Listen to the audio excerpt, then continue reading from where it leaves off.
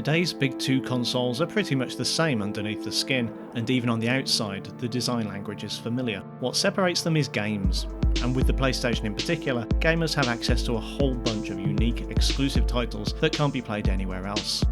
With that in mind, my name is not important. What is important is how many PS4 exclusives will turn up in.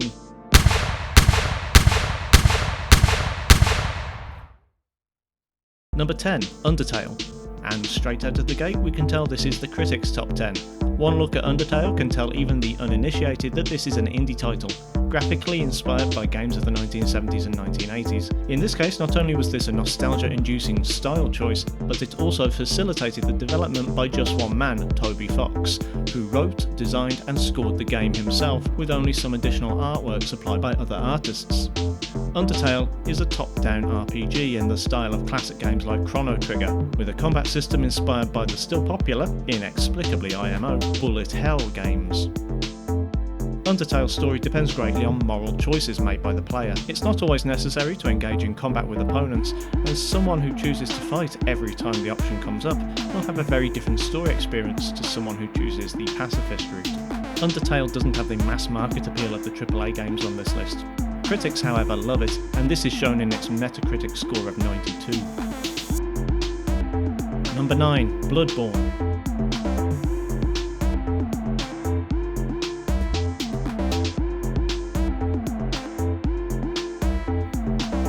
When talking about From Software games, a few words come to mind. Difficult, dark, challenging, and rewarding all seem relevant, and this remains true of their alt-Victorian follow-up to Demon's Souls and Dark Souls. Inspired by Lovecraft and Bram Stoker, the story takes the player through the rundown streets of the plague-ridden city of Yarnam in search of the cause of the blood-borne disease that turns its victims into beasts. The combat system has been changed dramatically from previous games, not least of all by the removal of shields and magic. Experienced Souls players will have to acclimate themselves to this new style of gameplay, but once done, players should expect a more streamlined combat experience. These changes, as well as the engrossing storyline, have earned this PlayStation 4 exclusive glowing reviews across the board, with a Metacritic score of 92. Number 8, Journey.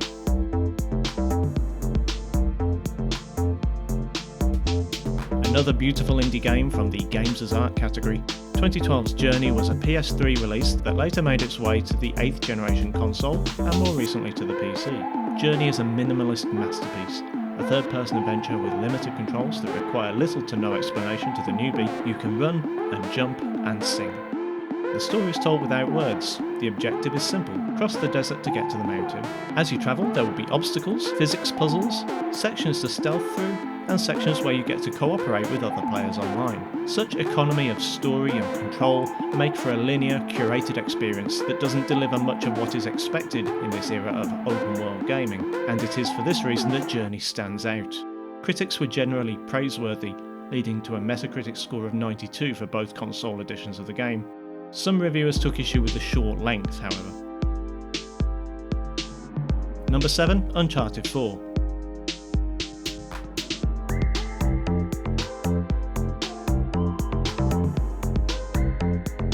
Sony's explosive blockbuster franchise of the last two console generations reached its 4th installment in 2016. Uncharted 4: A Thief's End takes the series' signature Indiana Jones-style story and dresses it in some of the most beautiful graphics seen in a video game so far. Developer Naughty Dog built on feedback and criticism of previous games, making this the least linear feeling, most polished and most narratively satisfying game in the series. This time around, protagonist Nathan Drake is joined by his brother Sam to hunt for the lost treasure of the pirate Henry Avery before their competitors find it. Uncharted 4 has been held up as an example of a game that satisfies not just as a piece of blockbuster entertainment, but as an example of the medium as an art form. Reviews have been consistently positive, with a current Metacritic rating of 93. Number 6, Metal Gear Solid 5. Hideo Kojima's epic final chapter in the Metal Gear series released on PS4 and other platforms in 2015. It wouldn't be known until later, but this would end up being Kojima's final project for Konami, and would see its story left unresolved. That story, set in 1984, acts as a prequel to the original Metal Gear and sees protagonist Venom Snake out for revenge, Metal Gear Solid 5 continues the series' signature stealth gameplay, but gives the player the freedom to tackle missions how they like. Base building is developed further in the Phantom Pain, allowing the player to recruit enemy troops and acquire vehicles to bolster your own base defences. Your kidnapped troops will even get you a cake and sing you a song on your birthday. Internal conflicts at Konami heavily impacted the finished product and were the cause of many of the game's flaws. However, even in its unfinished state, Metacritic holds the PS4 version at 93. One can only speculate how much higher it would have scored if it had been finished.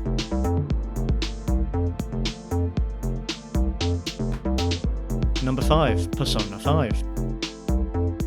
Up until the US release of the 5th game in April 2017, Atlus's Persona series was largely unknown outside of Japan.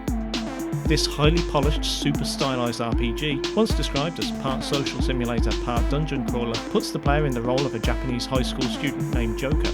By day, you build relationships with NPCs to bolster your party and buff your skills through part-time jobs and leisure activities. By night, your party adventures through the palaces and dungeons of the metaverse, pulling off heists to steal the treasure within.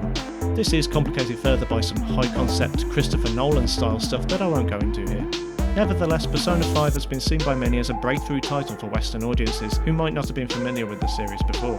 Despite some criticism of the localization, and frankly JRPGs will always be found unpalatable by some audiences, reviews have been positive.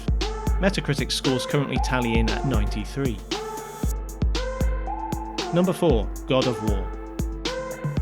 Sony's 2018 entry into the long-running PS exclusive saga is a major thematic shift from previous games, moving the action north from ancient Greece to Nordic Midgard.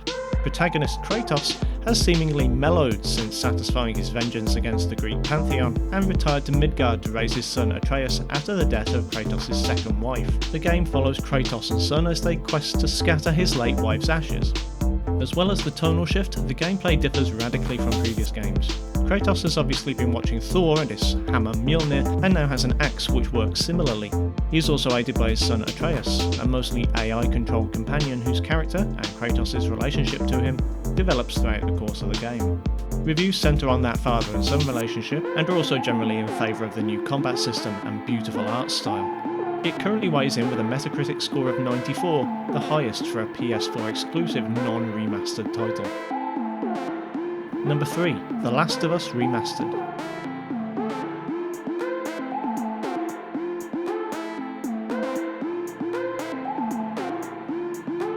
Naughty Dog's The Last of Us has already scored well with reviewers on its initial release for PS3 back in 2013.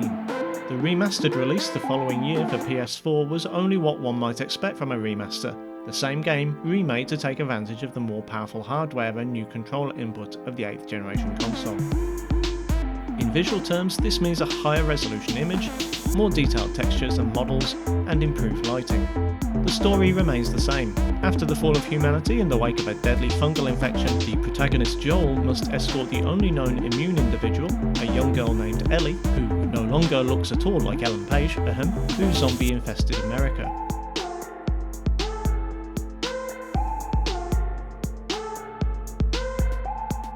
Given the massive critical approval of the PS3 original, it's no surprise that the remaster was equally well received. At the time of recording, the PS4 version stands at 95 on Metacritic. The last two games in the list hold the same score on Metacritic. I'm sure you'll have your own favourite that you'll call number 1, and I'm sure you'll tell me how wrong I am in the comments. However, this is the not important list, and I get to choose. With that in mind, number 2, Grand Theft Auto 5. Rockstar's GTA series is one of those rare titles that spawn a subgenre of imitators. Saints Row, Just Cause, Watch Dogs, Mafia. Even the game that holds the number 1 spot in this list is arguably a clone of Grand Theft Auto. From humble top-down beginnings to this sprawling epic, GTA has always been the definition of an open-world game.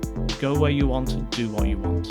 Feel like being a gangster? GTA lets you do just that. Want to obey the law, stop at every stop sign and not shoot or punch everyone you see? It's arguably more difficult than being a criminal, but you can do it if you're disciplined enough. Want to ignore the immaculately told 3-viewpoint crime story and just explore the state of San Andreas? I have to admit that's mostly what I spend my time in GTA 5 doing. GTA 5 has been released across 2 console generations and has been a fixture in the sales charts for some 6 years at this point, with its online content still seeing updates today. Despite the usual moral issues writers and critics have struggled with since the early days of Grand Theft Auto, GTA 5's PS4 release has earned a massive 97 on Metacritic, placing it on equal footing to Number 1. Red Dead Redemption 2. Rockstar once again hits it out the park with the eagerly awaited prequel to 2010's Red Dead Redemption. The player is placed in the role of Arthur Morgan, a lieutenant in the Van der Linde gang, as they rob and kill their way through a fictionalised version of the American Old West. Despite the story, which is every bit as engaging and well told as its predecessor, the player is given the freedom to do as they wish. You can strike out into the frontier, wrangle a horse, live off the land and hunt animals for food and crafting materials. You can murder everyone you see and loot their corpses. However, in Red Dead Redemption, your moral decisions have greater weight than in the GTA series. Arthur's honour level has a direct influence on the story and how NPCs treat him during conversation. For me, RDR2 just edges out GTA 5 because I find the story more compelling and the main character more likeable. My GTA experience usually boils down to me getting bored and going for a drive or going on a rampage until I get wasted. RDR2 is a more in-depth, rewarding experience all round, with, I feel, less of the cynicism of the modern world. RDR2 won Critics' Choice Award at the 2018 Golden Joysticks and Game of the Year at the Italian Video Game Awards, and is currently the joint highest scoring game on Metacritic.